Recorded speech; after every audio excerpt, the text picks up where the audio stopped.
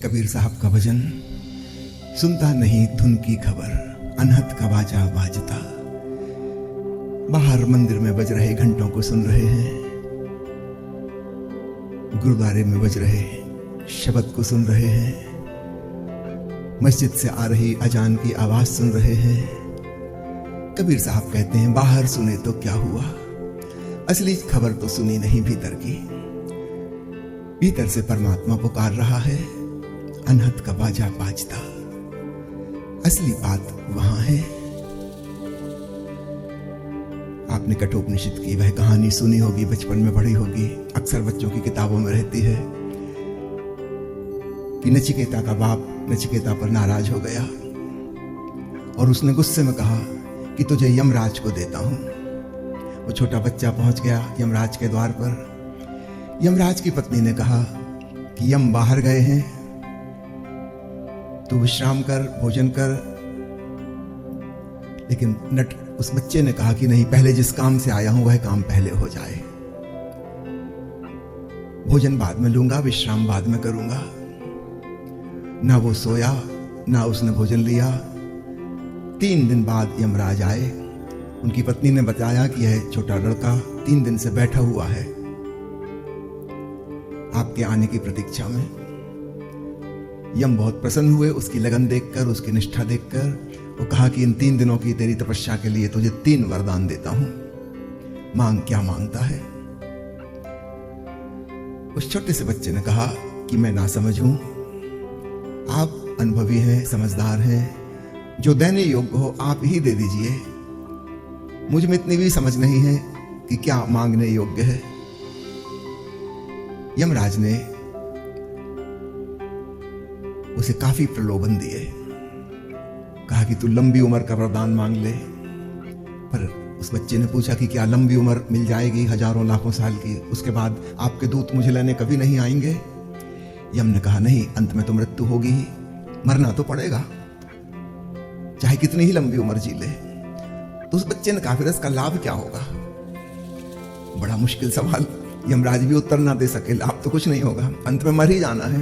तो 100 साल में मरे कि 1000 साल में कि 1 लाख साल में, सबकी धरा मिट्टी में मिल जाएगा, लाभ तो कुछ ही ना होगा। यमराज ने कहा छोड़ लंबी उम्र, तू साम्राज्य मांग ले, दुनिया की सारी धन दौलत तुझे मिल जाए, बड़ा साम्राज्य तेरा हो, चक्रवर्ती बन जा। फिर उसने वही बात पूछी कि क्या चक्रवर्ती सम्राट बनने से मुझे संतोष प्राप्त हो जाएगा, मैं तृप्त हो जाऊंगा? यमराज झूठ ना बोल सके इस बच्चे के सामने। कहा कि नहीं बेटा, संतोष तो नहीं मिलेगा, तृप्ति भी नहीं मिलेगी। तो बच्चा हंसने लगा। उसने कहा आप मुझसे मजाक कर रहे हैं क्या? तो दे किस लिए रहे हैं? जब मैं संतुष्ट ही नहीं होऊंगा और मैं वैसे ही का वैसा चिंतित, परेशान, दुखी रहूंगा, तो इसका लाभ क्या है फिर? यमराज ने और दूसरे प्रलोभन दिए, ऐसा कर ले, वैसा कर ले, ये मांग ले, वो मांग ले। लेकिन नचिकेता का बार बार एक ही सवाल उठता था कि क्या इससे मैं संतुष्ट हो जाऊंगा? क्योंकि मैंने अपने पिता को देखा है, उनके पास बहुत कुछ है, वो भी तो संतुष्ट नहीं है। सब प्रकार के प्रलोभन दे लिए, डराया भी उसको कि तू जो मांगने की कोशिश कर रहा है वो बहुत कठिन है। अंततः यम ने उसकी सब प्रकार की परीक्षाएं ले ली। देख लिया कि ना तो ये भयभीत होता, ना ये किसी लोभ में पड़ता। इसको बच्चों के जैसे खिलौने नहीं पकड़ाए जा सकते। ये उम्र में छोटा है लेकिन भीतर बहुत प्रौढ़, परिपक्व हो चुका है। अंत में यम ने कहा कि फिर तुझे वह ज्ञान देता हूं जिसे पाने के लिए तपस्वी तपस्या करते हैं, भांति भांति के साधनों का प्रयोग करते हैं। इस परम ब्रह्म की सूचना, उसकी खबर तुझे देता हूं। और एक छोटे से अक्षर में, ओम में ब्रह्म का सारा राज छुपा है। उस ओम को तू सुन अपने भीतर। उसको पाकर, उसमें डूबकर, उसमें पिघलकर, उसके साथ एकात्म होकर परम संतोष और परमानंद मिल जाता है।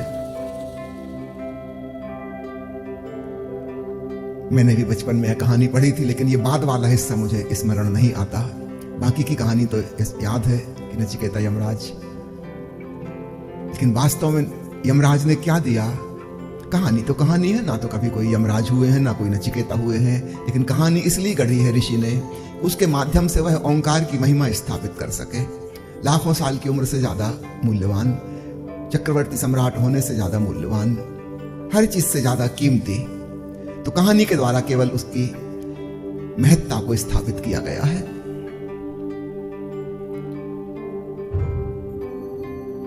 तब यमराज ने मृत्यु के पार जो अमृत तत्व है उसे ओम के रूप में नचिकेता को बताया। संत कबीर उसी का गीत गा रहे, सुनता नहीं धुन की खबर, अनहद का बाजा बाजता। वह समाचार हमें मिल जाए अपने भीतर का, हम अंतर्मुखी हो जाएं, पहला स्टेप। इसके बाद दूसरा स्टेप है कि सुनते सुनते उसमें घुल मिल जाएं, पिघल जाएं, उसके साथ एकात्म हो जाएं। सिर्फ श्रवण ही पर्याप्त नहीं है, उसके साथ एकात्म हो जाना, वही हो जाना, ये सेकंड स्टेप। जिन्होंने पहला चरण उठा लिया महासौभाग्यशाली हैं, शीघ्र ही दूसरा कदम भी उठ ही जाएगा। किसी ना किसी दिन सुनते सुनते उसमें लौलीन होकर हम उसमें खो जाएंगे।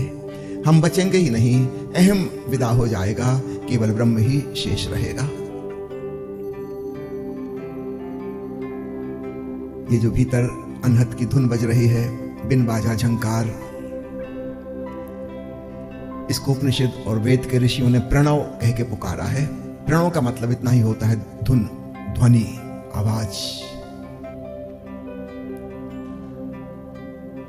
विभिन्न धर्मों में इसे विभिन्न नाम दिए गए हैं।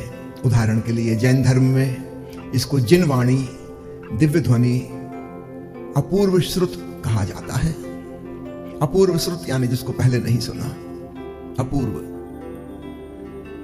जिनवाणी इसी को कहते हैं जिसे तीर्थंकरों ने सुना, सुनकर उन्होंने अन्य लोगों को बताने का प्रयास किया, बोलकर। अब बड़ी मुश्किल है, जिसको निशब्द होकर सुना है उसे शब्दों में कैसे समझाएंगे, फिर भी करुणावश वे समझाने का प्रयास करते हैं। इसलिए उनके वचनों को भी जिनवाणी कहा जाता है, और फिर उनके कही गई बातें शास्त्रों में, ग्रंथों में लिखी गई, उनको भी जिनवाणी कहा जाता है। और उसके पीछे तात्पर्य है कि उन ग्रंथों को पढ़कर, उन वचनों को समझकर कोई सच्चा शिष्य अपने भीतर की जिनवाणी में डूब सकता है, उस दिव्य ध्वनि को स्वयं सुन सकता है। जापान के जैन फकीरों ने इसे the sound of one hand clapping कहा है, एक हाथ की ताली। अन्य जितनी भी आवाजें हैं उनमें दो की जरूरत पड़ती है। मैं बोल रहा हूं, मेरी जीभ तालू से टकरा रही है, मेरे वोकल कार्ड्स में हवा टकरा रही है, ओंठ ओंठ से टकरा रहे हैं, उससे खास प्रकार की ध्वनि निर्मित हो रही है। चोट को आहत कहते हैं, यह आहत नाद है। इसके ठीक विपरीत परमात्मा का स्वर अनाहत नाद है, बिना चोट के, क्योंकि वहां तो कोई दूसरा है नहीं, वह एक ही है। गुरु नानक देव जी कहते हैं एक ओंकार सतनाम, वह एक ही है, दूसरा वहां कोई है नहीं। तो चोट तो कैसे होगी, असंभव। फिर भी एक आवाज गूंज रही, तो टेक्निकल भाषा में उसे अनाहत नाद कहा जाता है, अनस्ट्रक साउंड। तो sound of one hand clapping से वही तात्पर्य है।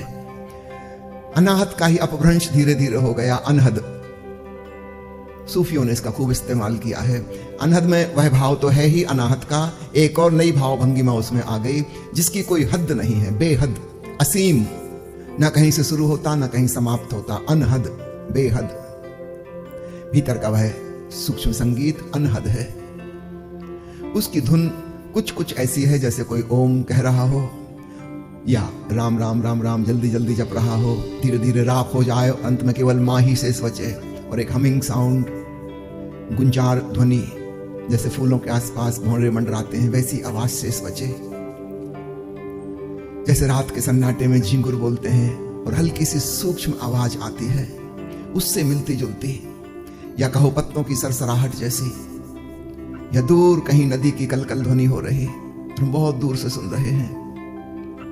ऐसी कुछ आवाज हमारी अंतरात्मा में हो रही है, वह दिव्य ध्वनि है, वह परमात्मा का संगीत है। चीन के ताओवादी संत लाओ त्सु ने उसको ताओ कह के पुकारा है। यूरोप के संत हेराक्लाइटस ने उसको कहा है द हिडन हार्मोनी, छुपा हुआ संगीत, छुपी हुई लयबद्धता हमारे ही भीतर छुपी है।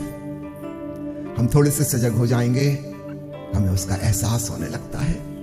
एक महत्वपूर्ण मुकाम जीवन का आ गया। अब इसके बाद अगर हम उस तरफ बढ़ते गए, उसमें डूबते गए, एक दिन हम पाएंगे हम स्वयं खो गए, केवल वही रह गया। जो खोजने चला था वो मैं विलीन हो गया, और जिस ब्रह्म को पा लिया, नाद ब्रह्म को, केवल वही शेष बचा। उस दिन अद्वैत का अनुभव होता है, संबोधि फलित हो जाती है। तो अनहद के बाजे की आवाज सुनना एक महत्वपूर्ण मोड़ है जिंदगी में। इसके बाद उस दिशा में आगे बढ़ते जाना धीरे धीरे, और वो बढ़ना प्रेम से होता है, श्रद्धा से होता है। उस ध्वनि को प्रेम पूर्वक सुनना, भाव से सुनना। नाद श्रवण के पहले तक साक्षी, दृष्टा, होश, सजगता काम आती है। हम निर्विचार हो जाते हैं, भीतर शून्य हो जाते हैं, और वहां शून्य का संगीत प्रकट हो जाता है। अब इसके बाद साक्षी की जरूरत नहीं है, अब दृष्टा की जरूरत नहीं है, क्योंकि दृष्टा में हमेशा दूरी बनी रहेगी। मैं अलग रहूंगा उससे जिसे मैं जान रहा हूं, जिसे मैं देख रहा हूं। फिर हम एकात्म नहीं हो पाएंगे। इसलिए जहां से धुन सुनाई पड़ने लगे, अब वहां से हृदय पूर्वक, प्रेम पूर्वक, भाव पूर्वक श्रवण में डूबना। तो साधना के आयाम में परिवर्तन हो जाता है। कुछ लोग गलती करते हैं, वे जो पुराना दृष्टा भाव साधा था उसी को जारी रखते हैं, और तब वे कभी भी नाद ब्रह्म के साथ एक नहीं हो पाते, अद्वैत फलित नहीं हो पाता, एक दूरी बनी रहती है। इसका स्मरण रखिएगा, कहीं यह भूल ना हो जाए। तो शुरुआत में जो दृष्टा भाव बहुत काम का था, उससे हम डिसआइडेंटिफाइड हुए जगत की चीजों से, अपने शरीर से, अपने विचारों से, अपनी भावनाओं से। हमारा तादात्म्य टूटा, हम सजगता में, कॉन्शसनेस में स्थित हुए। तो वहां बिल्कुल ठीक था, क्योंकि हमारा जोड़ पराये से बन गया था। जो हमारा नहीं है उसको हम अपना समझने लगे थे। वहां से तोड़ने के लिए दृष्टा भाव बिल्कुल उपयोगी है। लेकिन जब हम अपने भीतर शून्य में रमने लगे, साक्षी बन गए पूरे, तब वहां धुन सुनाई पड़ती है। अब यहां पे दृष्टा भाव को मत लाना। अब ये कोई और नहीं है, ये तुम्हारी ही अंतरतम की धुन है। संसार में कुछ मेरा नहीं था, शरीर मेरा नहीं था, मन के विचार मेरे नहीं थे। वहां तादात्म्य तोड़ना था, वहां दृष्टा भाव काम आया। लेकिन दृष्टा भाव द्वैत में ले जा दे, बस उससे आगे नहीं जाएगा। डुअलिटी बनी रहेगी, जानने वाला और जो जाना जा रहा है, ऑब्जर्वर एंड ऑब्जर्व्ड की डुअलिटी बनी रहेगी। अब समय आया इस डुअलिटी को मिटाने के लिए हम हृदय पूर्वक, भक्ति भाव से, बहुत प्रेम भाव से सुने। ऐसे सुने कि सुनते सुनते लौलीन हो जाएं, उसमें खो जाएं, तब परम मंजिल प्राप्त हो जाती है। आज पथ के प्रदीप किताब का जो पत्र मैं पढ़ने जा रहा हूं, गौर से सुनिएगा। पथ के प्रदीप, पत्र नंबर 13। सत्य स्वयं के भीतर है, उसे पहचान लेना भी कठिन नहीं, लेकिन उसके लिए अपने ही भीतर यात्रा करनी होगी। जब कोई अपने भीतर जाता है तो अपने ही प्राणों के प्राण में वह सत्य को भी पा जाता है और स्वयं को भी। पहले महायुद्ध की बात है। एक फ्रांसीसी सैनिक को किसी रेलवे स्टेशन के पास अत्यंत क्षत विक्षत स्थिति में पाया गया था। उसका चेहरा इतने घावों से भरा था कि उसे पहचानना कठिन था कि वह कौन है। उसे पहचानना और भी कठिन इसलिए हो गया था कि उसके मस्तिष्क पर चोट आ जाने से वह स्वयं भी स्वयं को भूल चुका था। उसकी स्मृति चली गई थी। पूछे जाने पर वह कहता था, मैं नहीं जानता कि मैं कौन हूँ और कहाँ से हूँ, और यह बताते ही उसकी आंखों से आंसुओं की धार लग जाती थी। अंततः 3 परिवारों ने उसे अपने परिवार से संबंधित होने का दावा किया। वह 3 परिवारों से हो यह तो संभव नहीं था, इसलिए उसे क्रमशः तीनों गांवों में ले जाकर छोड़ा गया। 2 गांवों में तो वह किंग कर्तव्य विमूढ़ की भांति जाकर खड़ा हो गया, किंतु तीसरे गांव में प्रविष्ट होते ही उसकी फीकी आंखें एक नई चमक से भर गईं और उसके भाव शून्य चेहरे पर किन्हीं भावों के दर्शन होने लगे। वह स्वयं ही एक छोटी गली में गया और फिर एक घर को देखकर दौड़ने लगा। उसके सोए से प्राणों में कोई शक्ति जैसी जाग गई हो। वह पहचान गया था, उसका घर स्मृति में आ गया था। उसने आनंद से विभोर होकर कहा, हाँ, यही मेरा घर है और मुझे स्मरण आ गया है कि मैं कौन हूं। ऐसा ही हम में से प्रत्येक के साथ हुआ है। हम भूल गए हैं कि कौन है, क्योंकि हम भूल गए हैं कि हमारा घर कहाँ है। अपना घर दिख जाए तो स्वयं को पहचान लेना सहज ही हो जाता है।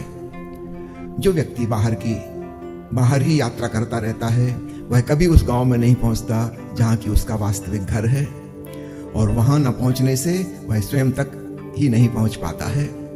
बाहर ही नहीं, भीतर भी एक यात्रा होती है, और स्वयं तक और सत्य तक जो हमें ले जाती है। इस छोटे से पत्र में ओशो ने जो संकेत किया है, इशारा किया है, शायद समझने में मुश्किल हो कि इशारा अनाहत नाथ की तरफ है, लेकिन ठीक एक मिलती जुलती कहानी ओशो ने एक बार और सुनाई, और वहां जाकर स्पष्ट हो जाता है कि अनहद नाथ की बात हो रही है। हर बच्चा जब मां के गर्भ में होता है, 9-10 महीने, उसे बाहर की आवाज तो सुनाई नहीं देती, सिर्फ अनहद नाद में डूबा रहता है। 10 महीने लगातार नाद श्रवण चल रहा है, परम शांति, परम आनंद में। फिर जन्म होने के पश्चात बाहर की आवाजें सुनाई पड़ती हैं। धीरे धीरे धीरे अनहद नाद से उसका नाता टूटने लगता है। टूटना कहना ठीक नहीं, विमुख होने लगता है। वो बहिर्मुखी ज्यादा होने लगा। जब सोता है अंतर्मुखी हो जाता है, आनंद में डुबकी लग जाती है। लेकिन फिर जब नींद खुलती है, फिर बाहर की आवाजें प्रमुख हो जाती हैं, वो भीतर का स्वर फीका पड़ जाता है। जैसे जैसे बड़ा होने लगता है, भाषा सीखने के पश्चात क्रमशः विचारों का शोरगुल अपने भीतर चलने लगता है। फिर अनहद नाद से नाता और टूट जाता है। फिर बड़े होते होते संसार की महत्वाकांक्षाएं, वासनाएं, कामनाएं, भागदौड़, व्यस्तताएं, पढ़ाई लिखाई, दुनिया भर की जानकारी, इतना हल्ला गुल्ला भीतर मच जाता है कि फिर अनहद नाद का पता ही नहीं चलता। लेकिन हमारे प्राणों के प्राण में हम पहचानते हैं कि हमारा असली घर कौन सा है। हम कितने ही भूल गए हों, फिर भी 100% नहीं भूले हैं। कहीं कोई प्यास शांति की, आनंद की हर व्यक्ति के भीतर है। वो कोई बहुत पुरानी स्मृति भीतर बैठी है जो कह रही है कि तुम हमेशा अशांत नहीं थे, तुम हमेशा दुखी नहीं थे। कभी चैन की बांसुरी बजती थी। यद्यपि हम इतने भूल गए कि हम स्पष्ट रूप से पकड़ नहीं पाते कि ये कहां की बात है। लेकिन एक बार अनहद नाद सुनाई पड़ने लगे, फिर जैसे अचानक कुछ रिवील हो जाता है, फिर अंतर यात्रा बड़ी आसान हो जाती है। इस पत्र का पूरा रहस्य आपको खुलेगा जब हम ओशो का भी प्रवचन सुनेंगे। मैं आपको बता दूं, यह प्रवचन ओशो ने बंबई में दिया था। गीता ज्ञान यज्ञ जब चल रहा था, एक दिन उन्होंने कहा कि कल गीता का सूत्र श्लोक नहीं लेंगे, कल सामूहिक शक्तिपात का प्रयोग होगा। यह अद्भुत प्रयोग ओशो ने केवल एक बार ही किया है, सामूहिक शक्तिपात। और ओशो ने कहा कि उसके पहले कुछ भूमिका की बातें आप समझ लीजिए। कल आपको किस प्रकार आना है, क्या तैयारी आपको करना है, ताकि आप इस प्रयोग में डूब सकें। और यहां पर फिर उन्होंने एक ऐसी ही कहानी सुनाई जहां कोई व्यक्ति भूल गया था कि वो कहां से है, कौन है, फिर कैसे उसने पहचाना, आवाज सुनकर पहचाना। ओशो का हो सकता है कल आपको भी परमात्मा की वह थोड़ी सी आवाज सुनाई दे जाए, तब शक्तिपात घटित हो जाएगा।